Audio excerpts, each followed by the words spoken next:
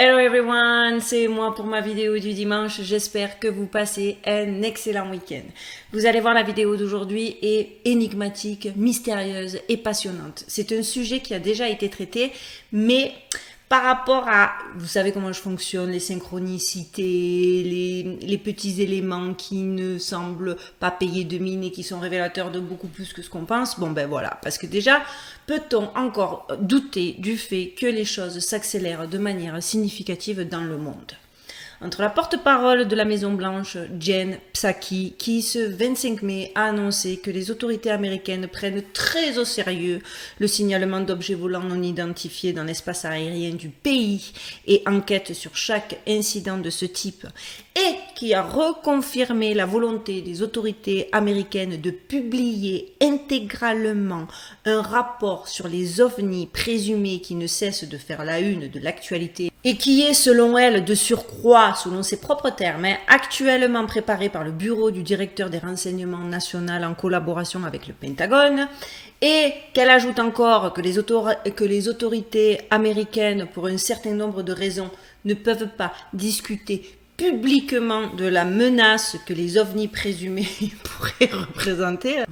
Bon, là, j'avoue, elle nous fait un petit peu flipper. Mais entre ça, plus les autres révélations en tout genre, sans parler de plus en plus de phénomènes inexplicables, le tout sous fond de panique générale et d'une volonté affirmée de contrôle absolu de la population par un gouvernement mondialiste, clairement, vous l'aurez compris, quelque chose se passe, quelque chose s'intensifie et nous vivons une époque on ne peut plus particulière. Alors comme je suis un peu bloquée, vous le savez, par cette période de 90 jours que YouTube m'impose suite à mon dernier avertissement, ma punition, oui, YouTube m'a puni pour ceux qui ne le sauraient pas, j'ai voulu trouver un sujet qui en dirait long sur l'accélération des vérités et des révélations sans forcément me faire striker. Et je suis tombée sur cette information qui a tout de suite attiré mon attention.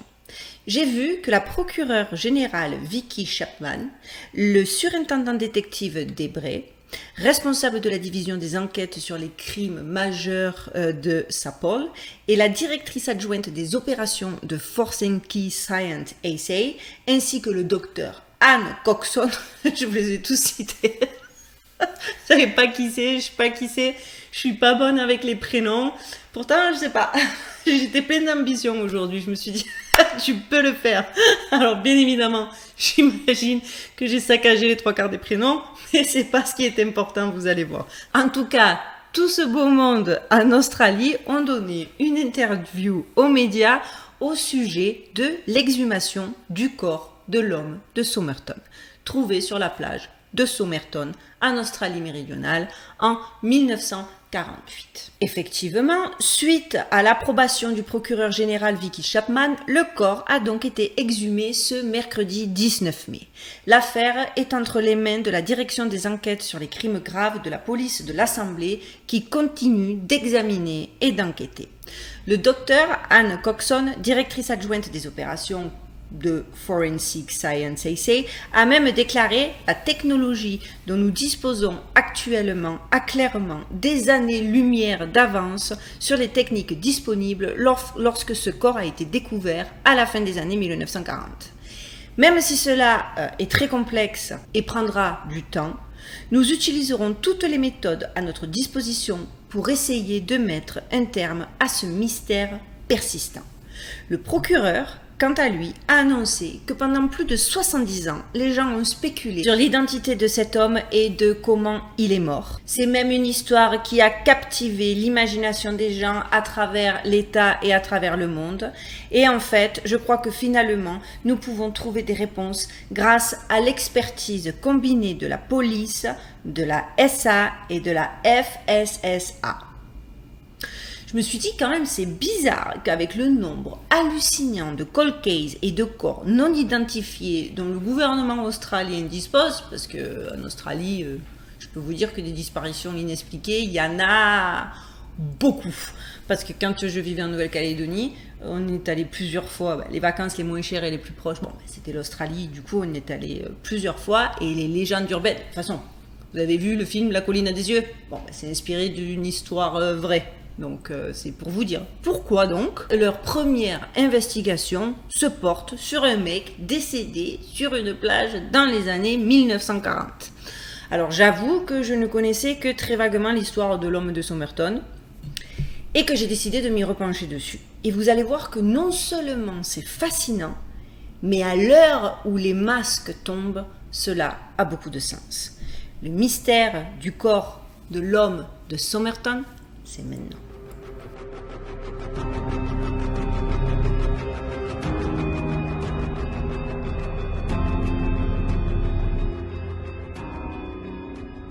Alors, il faut avouer que la plupart des affaires de meurtre ne sont pas tant difficiles à résoudre. C'est le mari qui a fait le coup, ou bien la femme, ou le petit ami, l'amant, enfin bref, ou même des fois l'ex-petit ami. Les crimes suivent un schéma précis et les mobiles sont souvent évidents. Bien sûr, il y a beaucoup d'affaires qui sortent des sentiers battus, hein, ou avec des tueurs qui n'ont parfois aucun lien avec la victime, où le motif du meurtre est étrange, mais relativement de nos jours, statistiquement, les autorités ont la plupart du temps quelque chose à se mettre sous la dent. C'est d'ailleurs en partie grâce à l'évolution des techniques telles que l'analyse de l'ADN que la police est de moins en moins désarçonnée face aux scènes de crime. Par contre, désarçonnée, croyez-moi qu'elle le fut certainement la police ce jour de décembre 1948. L'affaire se tient à Adélaïde, capitale de l'Australie méridionale. La seule chose qui semble avoir changé depuis, c'est que cette histoire avait commencé on ne peut plus simplement. La découverte d'un corps sur la plage au premier jour de l'été austral est devenue de plus en plus mystérieuse. Cette affaire, donc toujours en cours théoriquement, est si opaque qu'à ce jour, on ne connaît pas en fait la véritable identité de la victime, d'où le nom Somerson, connecté à la plage de Somerson. Et on ne saurait affirmer s'il s'agissait d'un meurtre ou d'un suicide. Ce qu'on peut dire en revanche, c'est que le mystère de Somerton Beach constitue l'un des faits divers les plus obscurs au monde. En vérité, c'est peut-être même le plus énigmatique de tous. Commençons par résumer ce que l'on sait. Nous étions le mardi... Je vous raconte ça, vous avez l'impression que j'y suis. Limite, c'était moi le flic qui a découvert le corps sur la plage. Bon, bref, je la décris comme ça. Nous étions le mardi 30 novembre 1948 et 19h sonnait. Par une chaude soirée, le bijoutier John Bain Lyons et sa femme décidèrent d'aller faire un tour sur la plage de Somerton. Une station balnéaire, donc à quelques kilomètres au sud d'Adélaïde, comme je vous le disais. Alors qu'ils marchaient vers la ville Glenelg, je sais que dans ma dernière vidéo, j'ai encore fait phonétiquement des erreurs de prononciation. Désolé, je note, et vous me direz éventuellement si dans une des façons dont je l'ai dit, il y en avait une qui était bonne. Merci d'avance. En tout cas, ils se baladaient sur cette plage au nom étrange quand ils virent un homme en costume allongé dans le sable, la tête contre une digue. Il était étendu là, à une vingtaine de mètres d'eux, les jambes croisées. Tandis que le couple le regardait, l'homme leva lentement son bras droit avant de le laisser retomber sur le sable. Lyons, le monsieur, pensa qu'il était saoul et qu'il essayait de s'allumer une cigarette. Une demi-heure plus tard, un autre couple remarqua ce même homme, toujours étendu dans la même position. Une femme alla quand même se pencher au-dessus de lui. Elle constata que son costume était impeccable et qu'il portait des chaussures neuves si brillantes, selon le témoignage, qu'on pouvait se voir dedans. Une bien étrange tenue pour aller à la plage. Il était immobile. Le couple se dit alors qu'il était endormi. Parce qu'apparemment, en Australie, moi je vois un mec en costume qui a l'air mort sur une plage. Je sais pas, je le touche, non? Enfin, eux, non. Le regarder, s'est penché, personne ne l'a touché. Apparemment, ça les a pas plus surpris. Bon, en soi, les us et coutumes, on ne juge pas. Et même si des dizaines de moustiques voletaient au-dessus de sa tête, et même si le mari de la dame en question lui a dit, pensant faire de l'humour, il doit être vraiment mort de fatigue pour pas remarquer les moustiques. Et ça, c'est le passage qui m'a fait rire, moi. Il a fallu quand même attendre, ils ont pas fait plus que ça, et il a quand même fallu donc attendre le lendemain matin pour se rendre compte qu'il ne croyait pas si bien dire. L'homme n'était pas seulement mort de fatigue, il était mort. Après avoir nagé quelques longueurs, John Lyons vit, donc il était revenu, c'était sa plage, c'est toujours le même Lyons.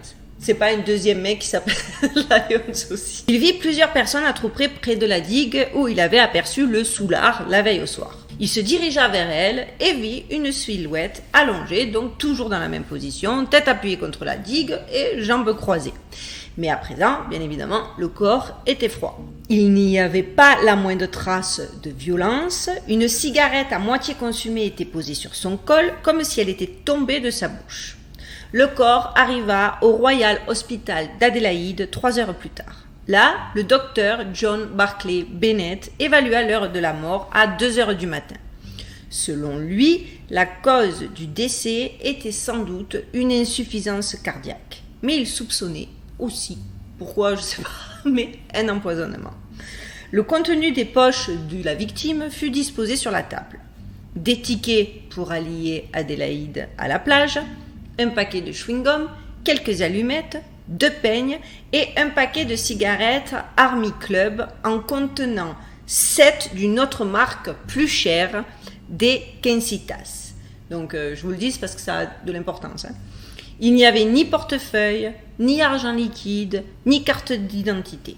Aucun des vêtements de la victime. Alors ça m'a fait sourire parce qu'ils ont dit aucun vêtement de la victime ne portait une étiquette à son nom. Vous avez votre nom sur vos habits. Je me suis dit peut-être que c'est quelque chose que j'ai loupé, qu'il faut toujours avoir une petite étiquette comme à la maternelle avec son nom et son prénom. Non mais toute plaisanterie mise à part, ce qui était par contre beaucoup plus étrange, c'était qu'en vérité toutes les étiquettes avaient été soigneusement retirées. Donc impossible de savoir d'où ces habits venaient ou quoi que ce soit. Toutes sauf une. Une des poches de son pantalon avait été recousue avec un fil orange peu commun. Une autopsie fut pratiquée le jour suivant. La police avait déjà exploité ses meilleures pistes concernant l'identité de la victime et les résultats des analyses post-mortem n'aidèrent pas les enquêteurs à y voir plus clair. L'autopsie révéla que les pupilles étaient plus petites que la normale et d'aspect inhabituel, et qu'une goutte de salive avait ruisselé le long de la bouche de l'homme alors qu'il était allongé.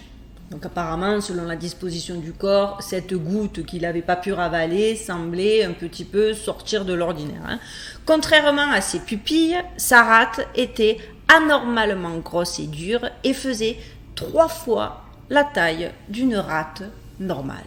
Quant au foie, il était gonflé et plein de sang.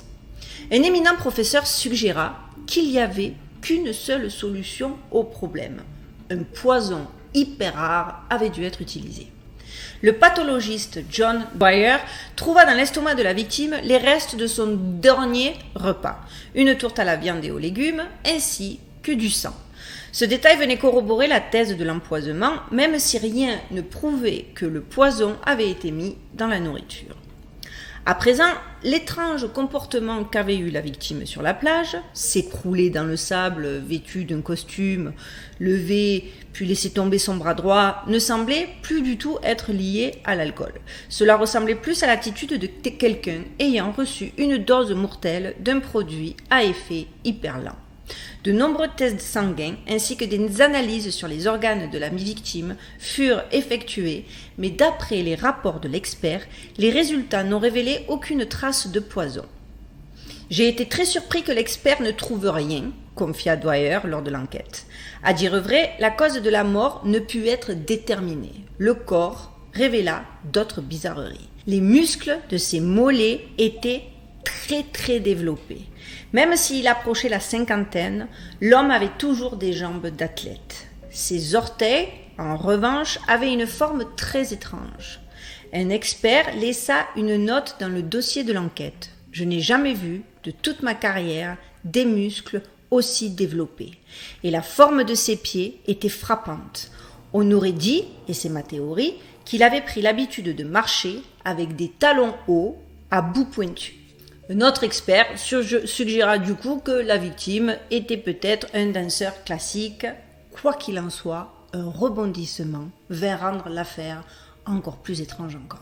Vous avez vu, en 1948, les scientifiques sont toujours là. Mais non, il y a plein de trucs qui sont normaux, mais c'est juste, il était danseur classique.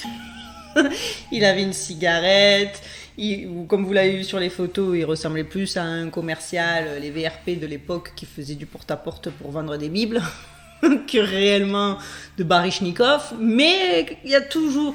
On peut toujours compter sur le scientifique qui va nous trouver la petite explication rationnelle dont on a besoin. Bref, Thomas Cleland, le médecin légiste d'Adélaïde, était face à une énigme. Un éminent professeur, Cedric Stanton Hicks, lui suggéra qu'il n'y avait qu'une seule solution au problème. Un poison, donc rare, avait dû être utilisé. Il a voulu le poison, il est revenu 10 fois. Pour lui, il ne pouvait s'agir que d'un poison qui se décompose très peu de temps après avoir provoqué la mort, sans laisser aucune trace, puisque bien évidemment tous les examens sanguins avaient été menés sans qu'on puisse identifier quoi que ce soit. Les seuls poisons capables d'un tel exploit étaient si dangereux et mortels que Hicks ne voulait pas prononcer leur nom à haute voix au tribunal. Parce que bien évidemment, une enquête avait été ouverte, suivant le protocole, même s'il n'y avait pas d'accusation, une enquête pour meurtre, donc juge et tout le toutim et tout le pataquès. Même donc au tribunal, comme je vous disais, il écrivit les deux noms sur une feuille de papier et la fit passer à Cleland. Il s'agissait du digitalis et du strophanthine. Pour Hicks, la deuxième suggestion était sans doute la bonne. Bien évidemment, il fallait que ce soit le nom le plus compliqué pour ma vidéo. Le strophanthine est un glycoside rare issu des racines d'une plante africaine. À l'origine, il était utilisé par une tribu peu connue de Somalie dont les membres se servaient pour empoisonner les pointes de leurs flèches. La police poursuivit néanmoins l'enquête, plus perplexe que jamais. De nombreuses empreintes digitales furent collectées à travers tout le pays, puis dans tout le monde anglophone. Personne ne put les identifier. Des habitants d'Adélaïde furent escortés à la morgue dans l'espoir qu'ils puissent donner un nom à cet inconnu.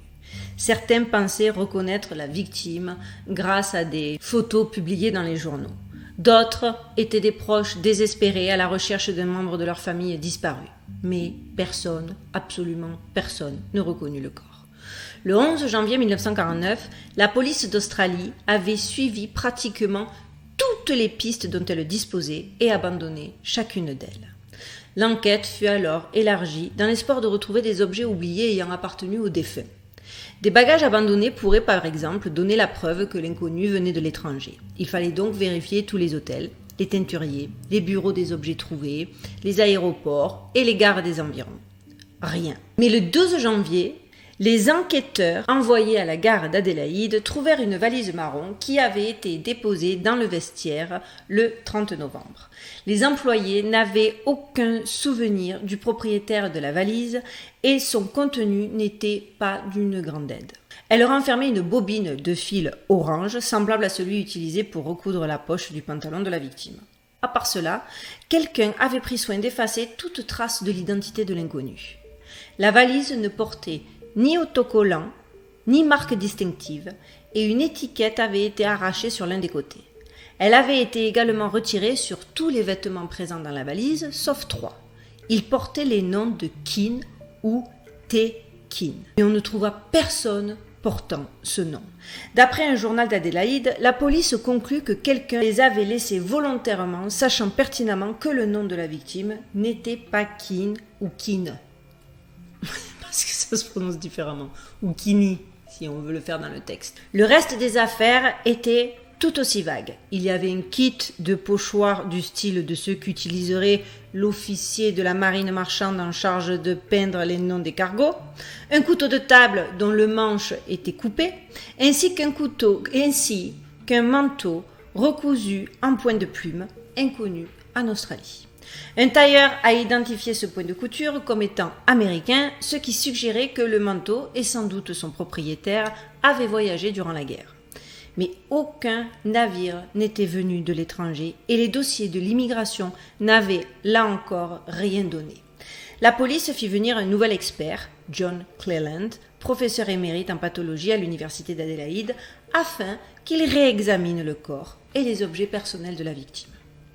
En avril, soit 4 mois après la découverte de l'inconnu sur la plage, les recherches de Cleland aboutirent à la découverte d'un dernier indice, qui se révélera être le plus déroutant de tous. Cleland découvrit une petite poche cousue à l'intérieur de la ceinture du pantalon de la victime. Les précédentes analyses l'avaient manqué et plusieurs rapports d'enquête la qualifièrent de poche secrète. Une fois ouverte, on y découvrit 2 mots tapés dans une police élaborée. On pouvait lire « Tamam Shud ». Frank Kennedy, journaliste d'investigation pour Adelaide Advertiser, reconnut la langue comme étant du perse. Il contacta alors la police et leur suggéra qu'ils se procurent une copie d'un livre de poésie, le Rubaiyat, d'Omar Khayyam. Il faut toujours que je prenne des vidéos avec des noms à tout coucher dehors. Pardon, monsieur Kayman Omar. Son œuvre, rédigée au XIIIe siècle, était devenue populaire en Australie durant la guerre grâce à la traduction d'Edward Fitzgerald. Ce livre existait dans plusieurs éditions, mais les recherches de la police auprès des bibliothèques, éditeurs et autres librairies n'aboutirent à aucune correspondance typographique. Cependant, on pouvait dire que les mots Tamam Shud ou Tamam Shud, comme l'écrivent plusieurs journaux à l'époque, provenaient de réflexions romantiques de Khayyam sur la vie de Khayyam sur la vie et la mort. Il s'agissait en fait des derniers mots de la plupart des traductions anglaises et qui signifiaient « tout est fini ». Si ces mots étaient pris au pied de la lettre, la cause de la mort pouvait bien être un suicide. Et en réalité, la police ne fit jamais de cette affaire de disparu une affaire d'homicide. Ce qui devient encore plus étrange de savoir qu'aujourd'hui ils exhument le corps, parce que ça a un coût en plus, donc j'imagine que les autorités australiennes elles n'ont pas dû y voir, la dépense, ils n'ont pas dû y voir, ils n'ont pas dû faire attention à la dépense malgré tout, alors que c'est très étrange, bref. Cette découverte ne les aida pas à identifier l'inconnu, et le corps commença bien évidemment à se décomposer. Donc des dispositions furent prises pour les obsèques, mais consciente qu'elle se débarrassait de l'une des seules preuves dont elle disposait, la police demanda au préalable à ce que le corps soit embaumé et confie un moule de la tête et du torse du défunt. Après quoi le corps fut enterré, scellé sous du béton dans un endroit sec. Le lieu avait été spécifiquement choisi au cas où il faudrait l'exhumer. En 1978, on pouvait parfois y voir des fleurs, mais personne ne savait qui les avait laissées ni pourquoi. En juillet, soit 8 mois après le début de l'enquête, les recherches de la bonne édition du livre Rubaiyat commencèrent à porter leurs fruits. Le 23, un habitant de Glenelg entra dans le bureau de l'inspecteur avec une copie du livre et une histoire absolument abracadabrante. En décembre, juste après la découverte du corps, il était parti faire un tour en voiture avec son beau-frère. Il avait garé sa voiture à quelques centaines de mètres de Somerton Beach. Le beau-frère avait trouvé une copie du livre Rubaiyat sur la banquette arrière. Chacun d'eux avait alors pensé que le livre appartenait à l'autre et il était depuis resté prendre la poussière dans la boîte à gants. La police pensait en avoir enfin terminé avec cette affaire. Boxall, parce que le livre était au nom d'un certain Boxall, était sans doute l'inconnu. Alertés par un article traitant de l'enquête, les 2 hommes avaient alors décidé de rejeter un coup d'œil au livre. C'est comme ça qu'ils sont arrivés à la police. Ils découvrirent que l'ultime page avait été déchirée, ainsi que les derniers mots de Khayyam. C'est donc là qu'ils décidèrent de se mettre en route vers le commissariat le plus proche. Le sergent Lionel Lynn examina le livre avec minutie. Il découvrit presque instantanément qu'un numéro de téléphone était inscrit sur la 4e de couverture. Même à l'aide d'une loupe, il parvenait difficilement à déchiffrer certains caractères. La police avait enfin une preuve solide à exploiter. Le numéro de téléphone était bien évidemment sur liste rouge, mais la police apprit qu'il appartenait à une jeune infirmière vivant près de Somerton Beach. Comme pour les 2 hommes de Glenelg, son identité ne fut jamais révélée au grand public. On ne la connaît que sur son surnom, Justine.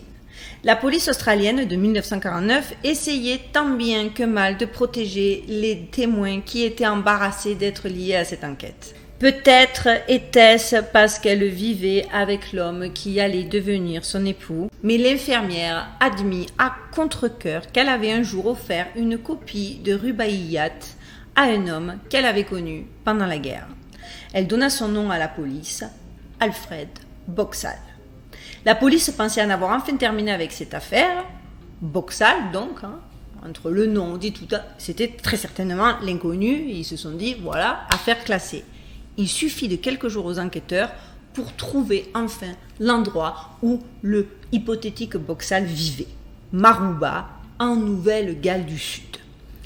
L'ennui, c'est que Boxall était toujours en vie et qu'il possédait toujours la copie de Rubaiyat que lui avait offert Justine.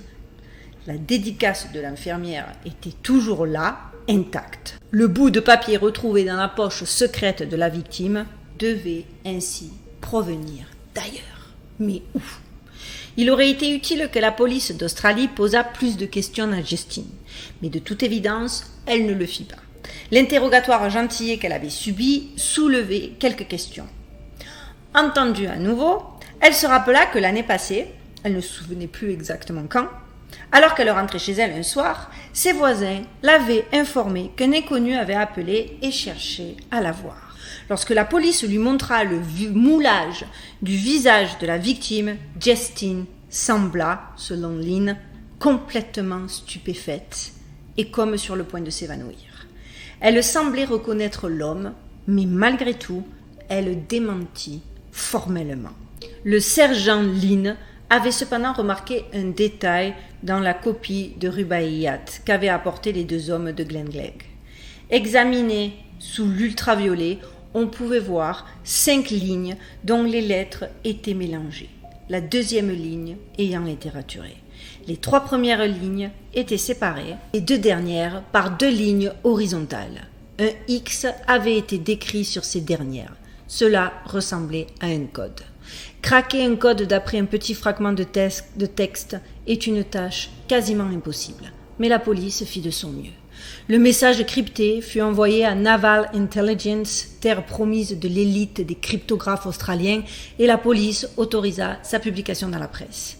Il y eut alors une frénésie de cryptologues amateurs, mais leur solution n'avait aucune valeur. La Navy en vint à la conclusion que le code était impénétrable. À la façon dont les lignes sont représentées comme étant incorporées à l'original, il est évident que la fin de chacune d'elles indique un changement dans le sens. Il y a un nombre insuffisant de lettres pour aboutir à une conclusion, mais ces ruptures de sens indiquent pour le moment que les lettres ne constituent pas un code simple.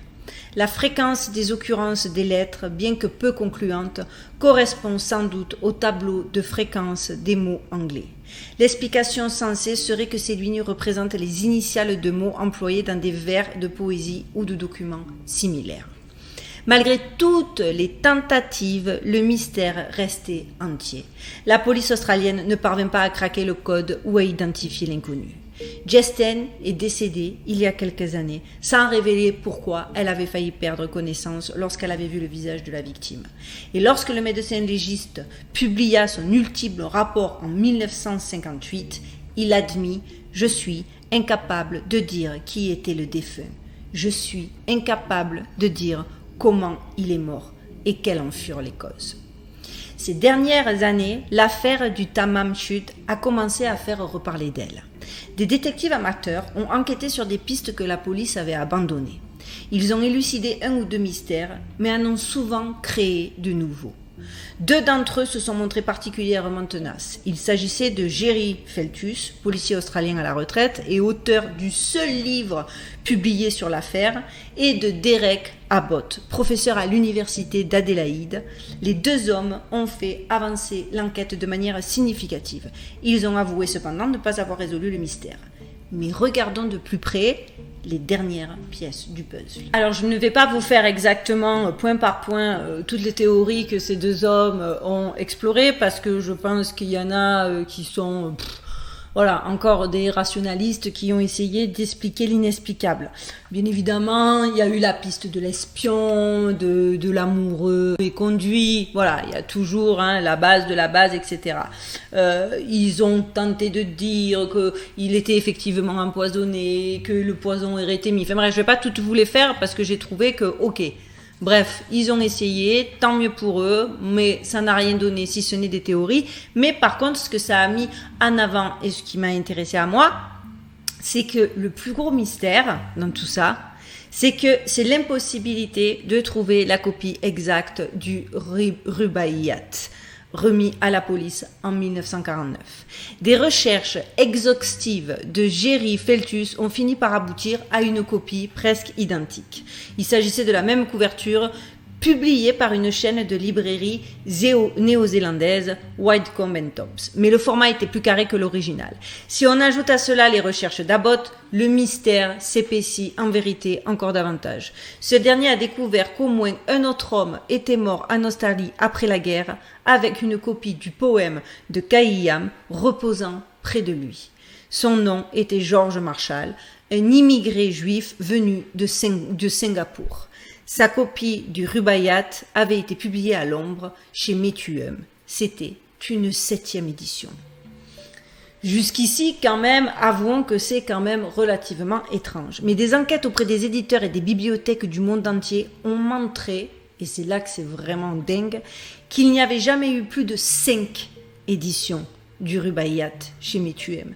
Ce qui veut dire que l'édition de Marshall n'existait pas plus que celle de la Whitecomb & Tops, de l'inconnu de la plage. On est d'accord? Tout ça est quand même relativement étrange. Et même si les théories de l'espion, etc., comme je vous disais, sont peut-être des explications valables, moi, elles ne m'ont pas convaincu et apparemment, elles n'ont pas convaincu les autorités, même si à l'époque, ils ont dit c'est ça et c'est rien d'autre, puisqu'aujourd'hui, comme je vous le disais en début de vidéo, ils souhaitent exhumer le corps. Et de surcroît, même si les explications elles tiennent la route parce que ils se débrouillent pour que ça semble rationnel et ils écrivent le scénario qui colle le plus à l'histoire, la vérité c'est que aucune des explications jusqu'à l'heure actuelle n'a levé le voile sur les anomalies du corps, les anomalies de ce livre qui existait mais qui n'existait pas, qui n'existait plus, qui n'avait jamais existé. En tout cas, on dirait que finalement, cela a tellement travaillé les autorités australiennes que, comme je vous le dis, je le répète, ils ont exhumé le corps et qu'on va enfin savoir. Alors vous, qu'en avez-vous pensé? Extraterrestres, modification génétique, voyageurs du futur, les paris sont lancés. Moi, je pense qu'on est bel et bien arrivé au temps des révélations. Comme je vous le disais, tous les jours, je reçois des vidéos d'OVNI. Tous les jours, j'entends... Là, il y a encore un golfeur ici qui a fait des déclarations et qui a avoué, sans avoir eu peur de passer pour un fou, qu'il avait vu des OVNI. Donc, les gars... Projet Bluebeam, pas projet Bluebeam, changement, tentative autour de la 3e religion de nous faire adorer une icône extraterrestre, je ne sais pas, mais clairement, quelque chose est en train de se passer et ça s'accélère. Dites-moi ce que vous en avez pensé. Elle a été un peu longue, cette vidéo. J'espère que ça vous aura passionné autant que moi. J'ai trouvé... Et j'ai hâte, franchement, j'ai hâte de savoir quelles vont être les conclusions de l'enquête. Les amis, je vous souhaite de passer une excellente semaine. Vous connaissez le système, on like de manière à ce que ma vidéo soit suggérée. On s'abonne, on clique sur la petite cloche pour avoir la notification des vidéos que je poste. Et on partage autant que faire se peut, histoire d'agrandir notre communauté. Je vous souhaite encore une fois bien des choses, courage, force à vous et surtout, n'oubliez pas, stay safe les amis.